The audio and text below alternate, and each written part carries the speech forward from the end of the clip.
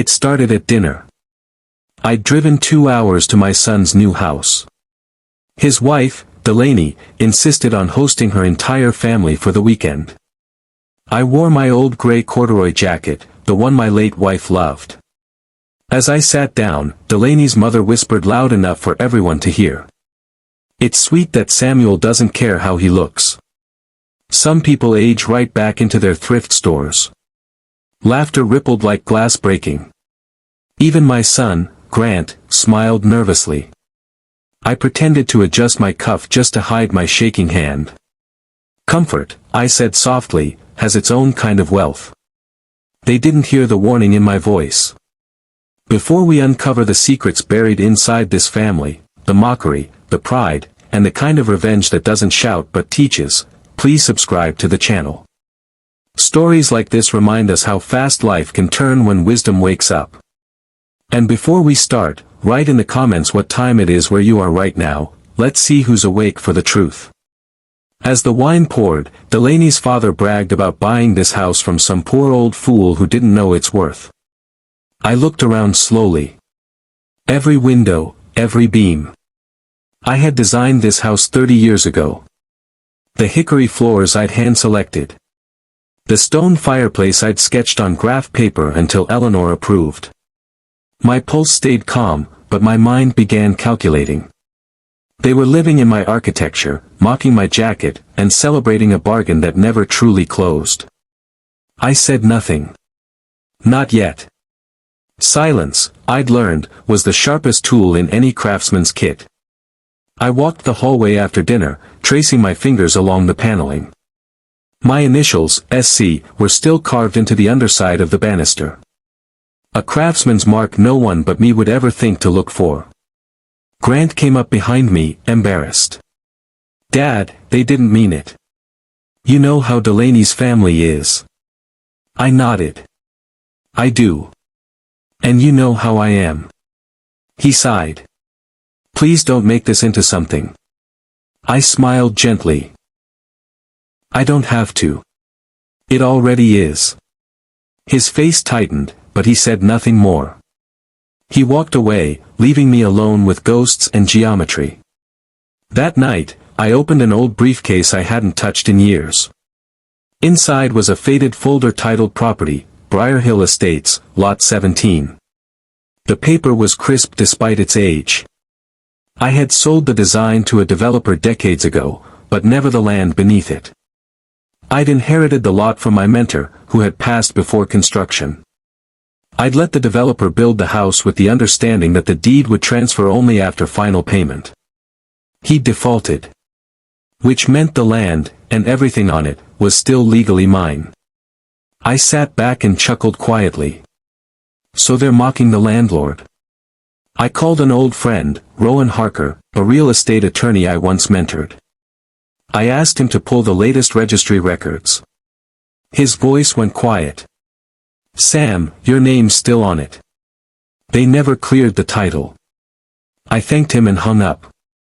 For a moment, I sat in the dim light of my study, feeling the weight of decades settle around me. Eleanor's photo watched from the mantel. "You were right, love," I whispered. "Foundations always remember." I didn't sleep that night. I sat with blueprints and memories, preparing for what came next. Respect wasn't inherited. It was earned, or it was lost. The next morning, I dressed the same. Same gray jacket, same scuffed shoes. Delaney's family gathered for breakfast, all polished smiles and sharp comments. Her mother said, "You know, Samuel, you'd look quite distinguished if you invested in a proper suit." I sipped my coffee slowly. "Perhaps," I said, "when the rent's paid." Silence fell heavy. Delaney frowned. "Rent?" I said it lightly. "Oh yes. I had Rowan check the land records last night. Seems I've been a very patient landlord." The air turned cold. Her father choked out, "You're joking." I set my coffee down carefully. I never joke about property. Delaney's phone rang. She went pale as she answered. It was Rowan's office calling to verify ownership. Mr. Samuel Creighton, titleholder of Briarhill Lot 17. She stammered something and hung up. Her father's face turned red. This is ridiculous. We bought this house legally. I nodded. You bought the structure. The land was never part of the sale. The original developer died owing me. The debt transferred with the property. Delaney's mother clutched her pearls. You can't do this. I stood slowly. I haven't done anything. I'm simply reminding you who built the floor you're standing on. I walked toward the door. When I left that morning, no one spoke. Grant followed me to the car, his face twisted with confusion. Dad, you're really the owner? I nodded. I was hoping you'd be the one to tell them, not the bank. His eyes filled with tears. Why didn't you ever say anything? I paused before starting the engine. Because, son, respect isn't something you inherit. It's something you choose to show. I started the car. In the rearview mirror, Delaney stood on the porch. The same woman who'd laughed at my coat now watched the man she'd mocked drive away from her house. Later that day, Rowan called again. His voice was tense. Sam, you might want to look closer. There's a lien on that land, and it's not from them. Someone's been hiding a much bigger secret. My chest tightened. What kind of lien? Rowan sighed. It's filed by a trust. One that traces back to your son. My son. Grant had always been kind but careless with numbers. I drove back to Briarhill and found him in the driveway. His posture folded like bad scaffolding. He confessed. He'd taken a second mortgage to impress Delaney's parents, using my land as collateral without knowing I still owned it. Grant's voice broke. I just wanted to make her proud. I looked at him carefully. You borrowed pride, and borrowed pride collects interest in shame. He wiped his face with his sleeve. I didn't know what else to do. They kept saying I wasn't good enough. I placed a hand on his shoulder. Then you married into the wrong family. He shook his head. I love her, Dad. I nodded. Love doesn't require you to sell your dignity. That night, I received an anonymous text. It said only, he didn't do it alone. I stared at those words until my vision blurred. Someone else was involved. Rowan tracked the paperwork deeper. The co-signer on Grant's forged application was Clara Havens, Delaney's aunt. A corporate financier known for laundering assets through real estate trusts. I met her at her downtown office. She smiled like someone rehearsed for battle. You can't prove intent, she said smoothly. I slid a copy of the original land covenant across her desk. Intent builds walls. Paper leaves doors. Her face drained. My mentor had encoded a clause that voided any unauthorized mortgage.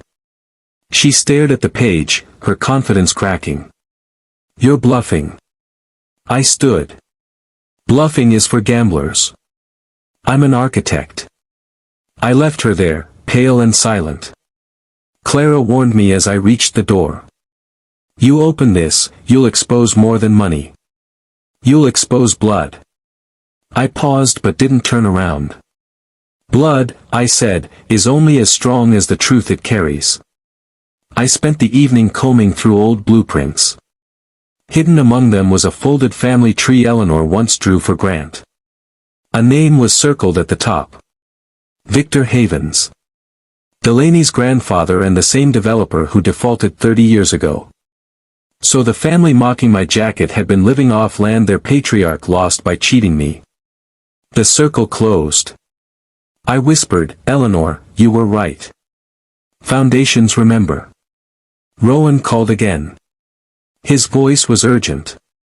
Sam, Clara's trust has just transferred all assets to an offshore account. Using Grant's digital signature. My blood went cold. Grant didn't sign anything. Rowan agreed. I know. We need to prove it. I confronted Grant gently. He swore he didn't sign anything. I believed him. I'd seen his drafting hand since he was 5. It shook on curves, not lines. We ran a forensic check. The signature belonged to an AI auto pen used by corporate firms. Someone had been forging family on both paper and principal. Delaney overheard and broke down. It was my mother, she admitted quietly. Delaney's voice trembled. She said we deserved it more than you. I nodded slowly. Deserving and taking are twins only thieves confuse. She collapsed into a chair, her face buried in her hands. Grant stood frozen, torn between loyalty and betrayal. I looked at them both. This stops now. I told Rowan to file the injunction, but not yet. Let them believe I'm cornered. He understood immediately. You're setting a trap. I didn't answer. A cornered man is predictable. A quiet man is dangerous. I needed them to make the next move, to expose themselves fully before I closed the door they'd opened. A week later, Delaney's family invited me again. An olive branch soaked in fear. I arrived wearing the same gray jacket. They chattered nervously until I placed a slim folder on the table. Inside, I said, are the deeds, the liens, and the signatures you borrowed. Clara snapped. You wouldn't dare go public. I smiled. No need. You already did. Rowan stepped from the doorway with a folded newspaper. The morning headline read, Haven's Trust under federal review for forgery and fraud. Their faces crumbled. I rose, buttoned my jacket. Respect isn't clothing. It's ownership of truth. I turned to leave. As I walked out, Delaney's father whispered to Clara, then who told the press? I kept walking. The answer was sitting calmly at their own table. Grant. The morning after the headlines, my son's phone lit up non-stop. His in-laws thought he betrayed them.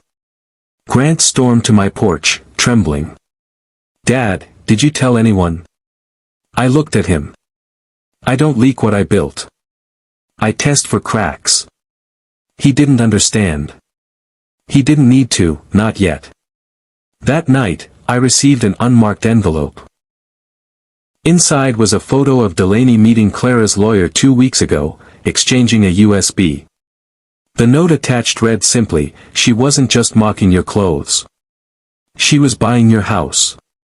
Rowan traced the USB's trail. Inside were bank transfers under the name Eleanor Creighton Foundation. My late wife's name.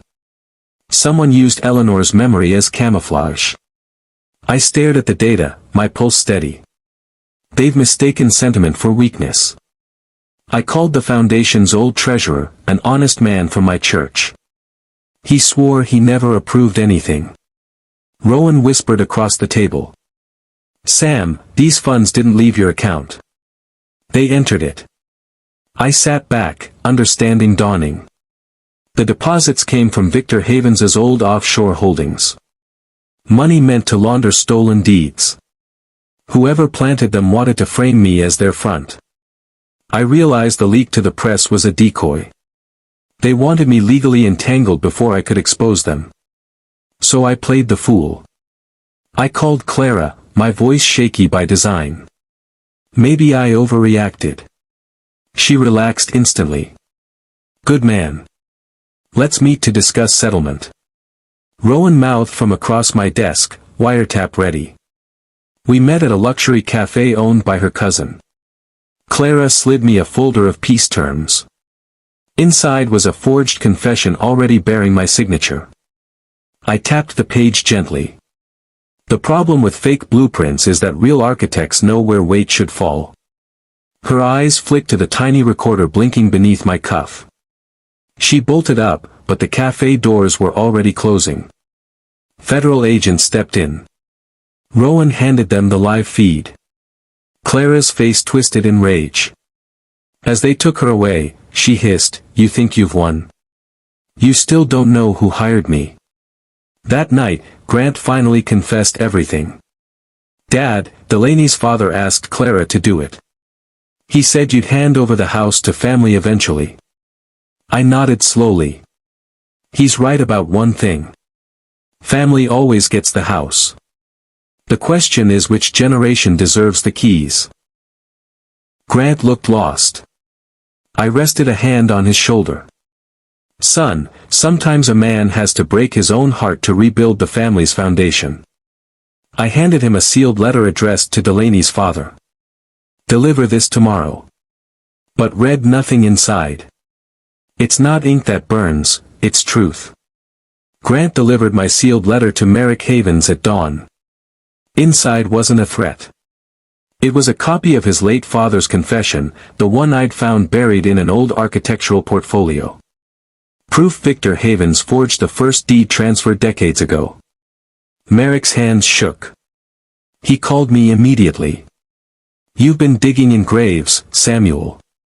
I replied calmly. "No.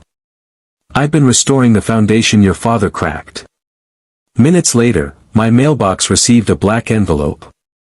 No name, only a single card inside that read, "Stop, or Grant pays."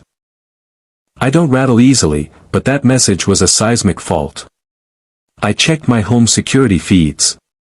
Someone's been parking a black Lincoln near my gate every night. Instead of fear, I chose geometry. Patterns and angles. Rowan traced the car to Maren Loxley, Merrick's silent business partner and fixer. I called Merrick, my voice steady. "Tell your hound to go home. He's circling the wrong property." He laughed coldly. "You think you control this?" I ended the call.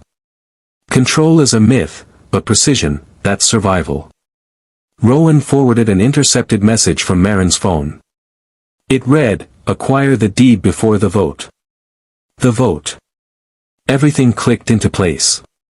The vote referred to the upcoming city council hearing on zoning rights. If Merrick won, the Havens dynasty expanded across Briarhill.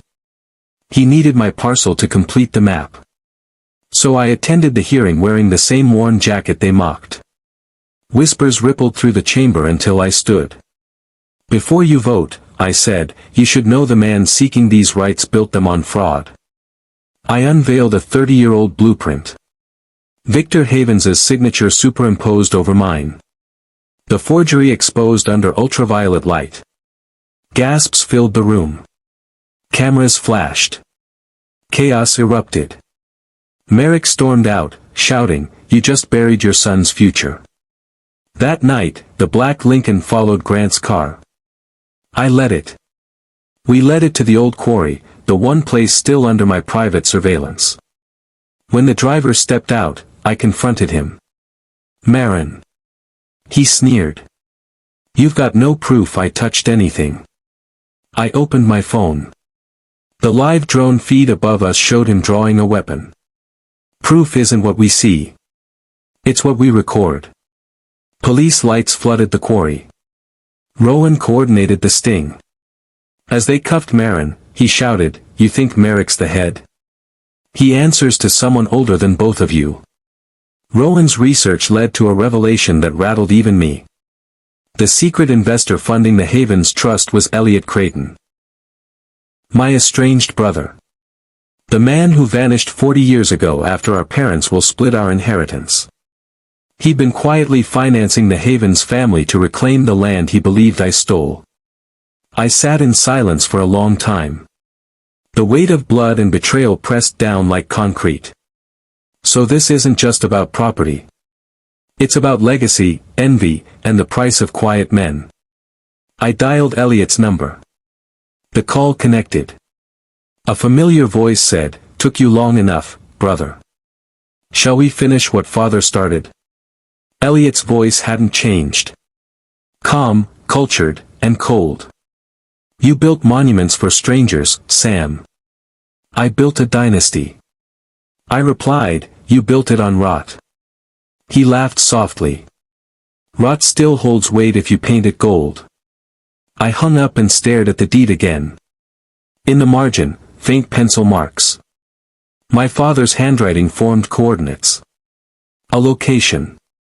Rowan decoded them. An old storage facility registered under Elliot's name, sealed since 1989. Inside the unit were ledgers, letters, and a sealed wooden box carved with our family crest. The letters showed Elliot had been working with Victor Havens for decades, trading land deeds for political favors. The box contained something stranger. A second will. It left everything to the son who preserves the family's honor. I whispered, so the fight was never for wealth. It was for father's blessing. A shadow moved behind the storage lights. Elliot himself, watching. We faced each other among the dust. You could have had peace, he said. I shook my head. Peace built on lies collapses. Elliot smirked. You still think truth wins? Truth is just a slower form of power. I stepped closer. Then let's test the architecture. Rowan's drone, waiting outside, transmitted the entire encounter live to the ethics board reviewing the Havens fraud case. Elliot's confession hung in the air. A sudden fire alarm blared. Someone had torched the records section. Only one person had the code. Grant. My son admitted it through tears. Uncle Elliot said if I burned the files, he'd clear our debts. I didn't raise my voice. And did he promise to clear your conscience? He sobbed. I thought I was saving you. I turned away. Saving a man by betraying his truth is like saving a house by burning its foundation. Rowan entered with news. The fire failed.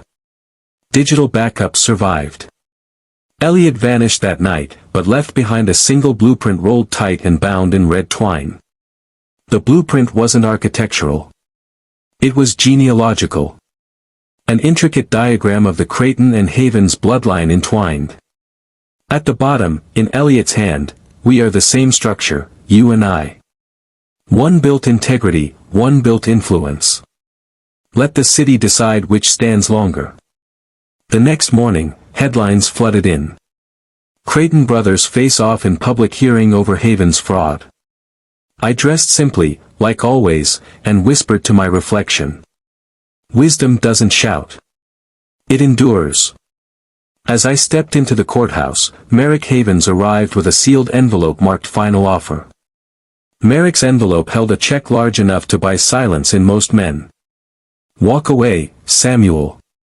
You're old. Enjoy peace. I slid the check back. Peace isn't purchased. It's built. I showed him the second page inside the envelope. A signed confession Elliot tricked him into co-signing years ago. His eyes widened. Where did you, I said quietly, in the blueprint of blood, Merrick. You signed your own demolition. He stormed into the courtroom, unaware that his microphone was already live. As the hearing began, Merrick raged, shouting that the land was never Samuel's to begin with. Rowan quietly projected the original deed onto the screen behind him. The one bearing my name, dated and notarized decades ago. The room fell silent. I said only one sentence. Sometimes the poorest man in the room is the one most afraid of proof. Gasps rippled as the board declared the Havens contracts void. Elliot entered mid-verdict, calm as a surgeon, and announced, I'm appealing, not for the land, but for the truth father hid from us both. He produced a yellowed envelope from our father's archives. Inside was an addendum to the original will, declaring that the rightful heir is the son who can return the property to its moral purpose. He smirked. That's me, brother. I built an empire. I unfolded a letter of my own. Our father's last note, written in pencil. Integrity is the only architecture that survives. The board requested recess. Outside the courthouse, Grant met Elliot secretly and handed him a USB drive. That night, Grant confessed. I gave him the wrong drive, Dad. You taught me symmetry. The truth should balance. The drive Elliot received contained every forged document, every bribe ledger Rowan uncovered.